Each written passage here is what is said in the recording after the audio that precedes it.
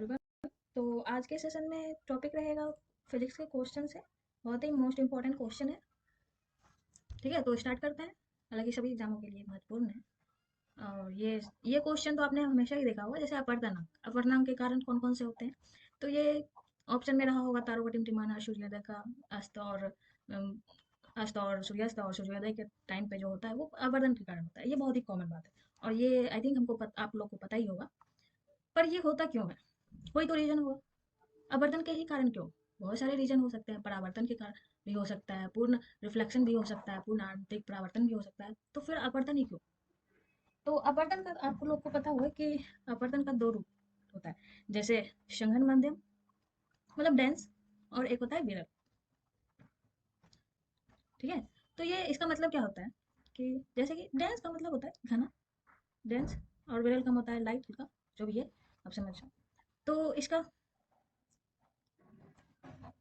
Example क्या हो सकता है? जैसे संघन का एग्जाम्पल आप समझ सकते हो, जैसे पानी, तालाब वगैरह में जो पानी रहता है, या फिर कुआं पानी, या फिर किसी भी तरह का ऐसे जो सघन बहुत ही डेंस टाइप का। और विरल में क्या आएगा?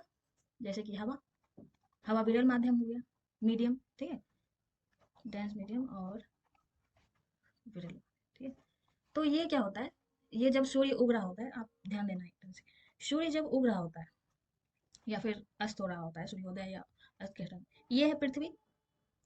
तो ये पृथ्वी के जो वायुमंडल है। अच्छा, ये रूल होता है कि जैसे कि डेंस से आ रही है, मतलब अगर विरल से आ रही है तो ये अभिलंब की ओर मुड़ जाती है। मतलब विरल से अगर सघन की ओर आती है, विरल, ये विरल हो गया, विरल, और सघन से, विरल से सघन। अब नॉर्मली देखो, ये इजी वे में आप हल्के से जा रहे हो और कोई चीज भारी चीज है तो नीचे मतलब जाहिर सी बात है ये नीचे झुक जाएगी। तो इसी तरीके से ये अभिलंब की ओर मुड़ जाती है। ये पानी हो गया, मतलब घना, विरल, ये शरण, और ये हो गया हवा। अब इसी का अपोजिट ले लीजिए। अगर आप नीचे से तैर रहे हैं, पानी से तैर रहे हैं, या फिर नीचे कोई भी चीज बहुत ही सघन माध्यम में चल रही है, अब उसको ऊपर जाना, अचानक से इसको विरल माध्यम में जाना है, तो ये ऊपर उठेगी, इस टाइप से जाएगी, है ना। तो इसी तरीके से इसमें भी होता है कि पृथ्वी का जो वायुमंडल है, वायुमंडल जो है, ये आप वायुमंडल ले लो, तो ये विरल हो जाएगा वायुमंडल। वायुमंडल तो विरल ही होगा ना, वायु हवा। तो ये जो है, सूर्य से लाइट आ रही है, सूर्य निकल रहा है, अब क्या कर रहा है देखिए, इस तरीके से सघन माध्यम से आ रहा है, अब विरल माध्यम में जाएगा, तो क्या करेगा ये, इस तरीके से हो जाएगा, मुड़ जाएगा, फैल जाएगा। तो इसी कारण होता है कि अब आप ही समझो, कोई चीज इस तरीके से आ रही है, इधर से आ रही है और इस टाइप से मुड़ जाएगी, तो पहले मतलब आभास होगा कोई भी चीज आने का। जैसे लाइट आ रहा है तो उसके 5 मिनट पहले आएगा, लाइट यहाँ है अब इधर मुड़ेगी तो 5 मिनट पहले आएगी, या फिर 6 मिनट, कोई भी टाइम में कुछ ना कुछ तो पहले आएगी। तो इसी तरीके से सूर्य का जो लाइट होता है, सूर्य का लाइट हो गया, या फिर वो जो सूर्योदय होता है, जो लाल किरणें आप देखते हैं, तो लाल किरणें इसी तरीके से होती है कि सघन माध्यम ये आता है और वायुमंडल जो है विरल होता है, इसी तरीके से वो इस टाइप से पहले निकलती है। और सेम इसी, ये सूर्यास्त के समय भी इसी तरीके का होता है, सेम टू सेम। ठीक है, और तारों का टिमटिमाना क्यों होता है? तारों का, जैसे कि ये स्टार है, तो ये स्टार क्या करती है, ये सब एक दूसरे की जगह तो फिक्स तो नहीं रहता है, सब एक दूसरे की जगह पे। तो ये एक्सचेंज अपना स्थान जो है बराबर, मतलब चेंज करते रहता है, कभी इधर है, कभी उधर है, कभी उधर है। तो वही होता है कि इन वायुमंडल में तो विरल माध्यम है, और ये जो है जब एक्सचेंज अपना स्थान परिवर्तन होती है, तो वही इसी रीजन से, क्योंकि ये सघन माध्यम हो गया और वायुमंडल है विरल माध्यम, तो इस तरीके से डायरेक्शन इसका मूव हो जाती है। तो इसी कारण जो है ये टिमटिमाता हुआ या फिर प्रतीत होता है। हालांकि टिमटिमाता तो नहीं है, प्रतीत होता है दूर से देखने पे। अब रीजन पता चल गया। अगला क्वेश्चन है विद्युत उष्मक हीटर। विद्युत उष्मक में इलेक्ट्रो हीटर या फिर नॉर्मली हीटर आप देखे होंगे। ये भी बहुत ही इजी क्वेश्चन है, लेकिन ये बहुत ही इंपॉर्टेंट है। क्यों? ये नाइक्रोम का तो होता ही, ये बात भी सभी को पता होगा मेरे ख्याल से। तो नाइक्रोम का ही क्यों होता है, इसका भी रीजन हुआ। क्वेश्चन देखिए, कुछ भी पूछा पूछा जा सकता है। अब क्योंकि लेवल बढ़ गया है हर एग्जामों का, अब सिर्फ डायरेक्टली क्वेश्चन नहीं आएगा कि हाँ इतना ही, मतलब डायरेक्टली क्वेश्चन नहीं आने का चांसेस है। इसलिए उसका डिटेल जाना बहुत ही जरूरी है। हर क्वेश्चन का डिटेल जाना बहुत ही जरूरी है ना। तो नाइक्रोम, आपने देखा होगा ये हीटर है, और नाइक्रोम का तार इस तरीके से रहता है हीटर में। तो क्यों होता है? पहली बात तो ये निकेल, ये किस चीज का मिश्रण होता है नाइक्रोम? ये निकेल और क्रोमियम का 80% निकेल होता है और 20% क्रोमियम होता है। ये पता था बात आपको? तो ये इस चीज से बना होता है। और क्या होता है, ये इन दोनों का जो है गलनांक। गलनांक मतलब क्या होता है, जैसे कि कोई चीज गलने की कैपेसिटी, क्षमता, उसका कितना है वो डिपेंड करता है गलनांक बिंदु पे या फिर गल बॉइलिंग पॉइंट पे। सही है। अब जैसे कि कोई भी चीज का कोई भी जो सामान है, धातु है, तो उसका अगर गलनांक कम हुआ, अगर मान लीजिए किसी भी चीज का गलनांक कम है, तो इसका मतलब क्या हुआ कि वो बहुत ही कम प्रेशर पे, मतलब कम तापमान पे भी जो है वो गल जाएगी। और अगर इस अधिक हुआ, तो इसका मतलब क्या हुआ कि वो बहुत ही ज्यादा कैपेसिटी धारण कर सकती है। तो बहुत ज्यादा हीट उसको कैपेसिटी करने का मतलब रहता है। ठीक है। और वो गलता नहीं है। तो इसी तरीके से ये दोनों का जो है कैपेसिटी, मतलब गलनांक बिंदु जो होता है बहुत ही हाई होता है। गलनांक, एक तो ये बात हो गई, ये पॉइंट हो गया पहला। और दूसरा क्या होता है कि प्रतिरोधक क्षमता, प्रतिरोधक क्षमता,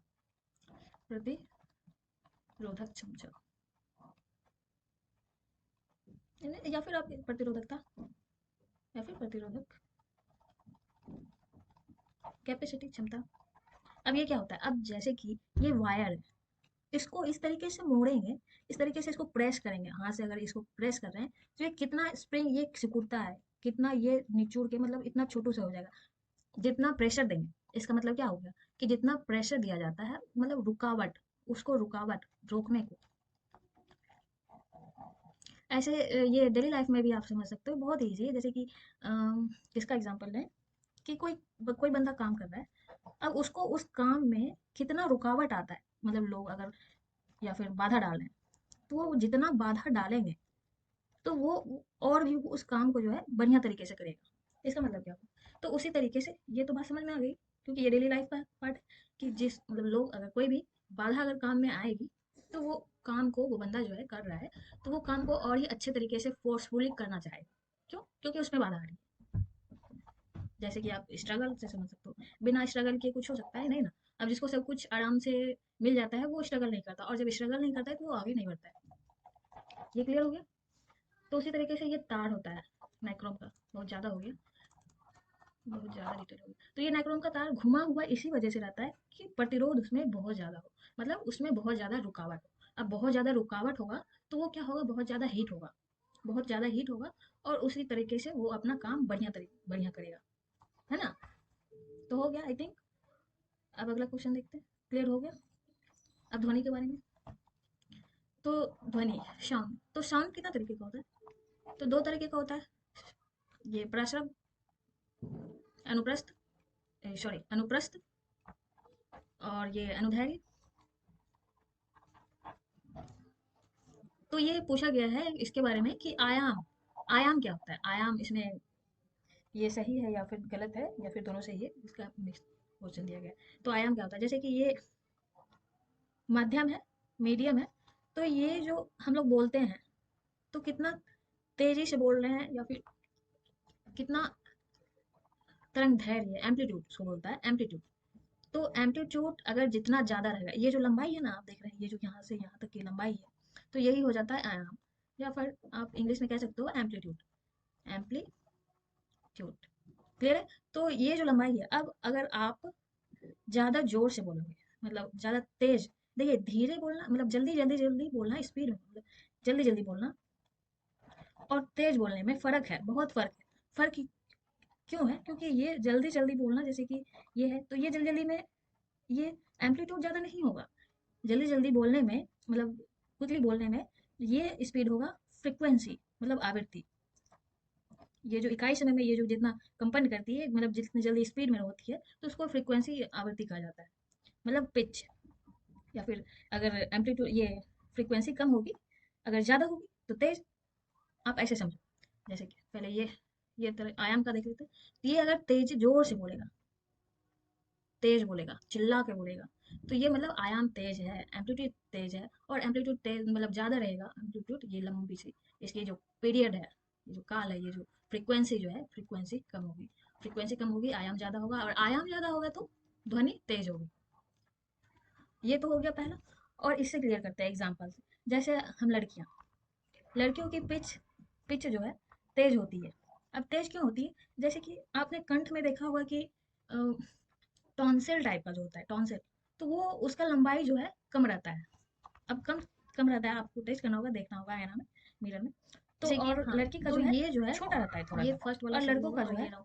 तो क्योंकि लंबा सा अभी तो रहता है, हमने मतलब बताया बड़ा कि रहता जैसे है, कि फ्रिक्वेंटली अगर बोलेंगे, कम या फ्रिक्वेंटली फिर मतलब ज़्यादा वो जो बोले तो। कंठ द्वार होता है, ठीक है, तो क्या बोला इसकी अभी वजह से हमने क्या उसके होता बारे है, में जब कि आवृत्ति टॉन्सिल, जब हम हाँ, लोग बोलते तो हैं वो जो वो छोटा रहता है फ्रिक्वेंट तो ज़्यादा वो होती जल्दी है, जल्दी आवृत्ति जो है आगे पीछे जल्दी मतलब जल्दी बोलते हैं, फ्रिक्वेंट, तो वो उसी की आवृत्ति वजह जो बहुत है ज़्यादा आवृत्ति होती तेज है, होती है। और उच्च आवृत्ति आवृत्ति में। अगर उच्च होगी तो पिच भी ध्यान रखना है हाई होगा। इसलिए हम लड़कियां जो चिल्लाते हैं चक कचर कचर कचर कचर जो भी बोलते हैं, तो कान में बहुत ही तीखा जैसा लगता है ना। और लड़कों का जो है उतना मोटा आवाज जो लगता है, इसी वजह से लगता है मोटा आवाज जो लगता है, आवाजों में जो चेंजपन होता है, तो इसी इसी के कारण होता है। तो ये ध्यान रखना है कि आवृत्ति अगर हाई होगी, कॉमन सी बात है, ये समझ इसको रटने की बात नहीं है कि अगर धीरे धीरे अगर इसको स्पीड करेंगे तो हाई होगी, मतलब कम बहुत ज़्यादा आवाज़ लगेगा, पतला होगा, ठीक है, तो ये हाई होगा इसके जगह पे, अधिक पिच। अब अगला क्वेश्चन है, कौन सा है? तो शौर विकिरण, शौर विकिरण को किसके द्वारा मापा जाता है?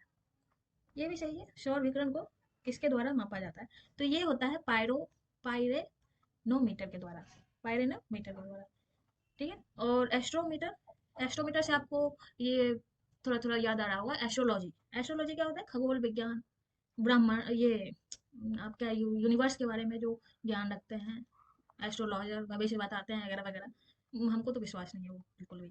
तो ये होता है सितारों, खगोल विज्ञान, खगोल पिंड, बस मतलब चीज़ें जो होती है उनके बारे में जो है, तो एस्ट्रोमीटर उसको मापा जाता है। बैरोमीटर ये तो बहुत ही कॉमन है, वायुमंडलीय दाब, बी से बैरो, बी से वायुमंडलीय दाब, वायुमंडलीय। अब मैनोमीटर, मैनोमीटर होता है दाब मापने के लिए, दाब मापने के लिए। इसको कैसे याद रखेंगे? जैसे कि अगर हो सकता है अगर भूल जाए तो ये तीनों तो याद हो जाएगा, कॉमन है। अब मैनोमीटर से क्या याद रखेंगे? मन हुआ या फिर नहीं हुआ, तो दाब जो है प्रेशर, प्रेशर मतलब पुशअप, पुश, ऐसे बोलते हैं ना, push your self, push your self का मतलब क्या? खुद को मतलब पुशअप कर मतलब करते रहो, मतलब मोटिवेट करते रहो, किसी की जरूरत ना हो कि हाँ कोई बोलेगा तो हम ये करेंगे, तो ऐसा नहीं हो, तो खुद को मोटिवेट रखना। तो इसी तरीके से प्रेस, खुद को प्रेशराइज करते रहना चाहिए कि हाँ तुमको ये करना है, आप खुद में अपने आप में, तो मन, अपने मन से करना है, इस तरीके से। अगला क्वेश्चन है, ये पृथ्वी के जो गुरुत्वाकर्षण है के कारण जो त्वरण का मान अधिकतम होता है, तो ये भी आई थिंक ये, जैसे कि ये पृथ्वी है, तो ये पोलर जो है, पोलर पे, ध्रुव पे अधिकतम होता है। क्यों होता है आप जानते हैं?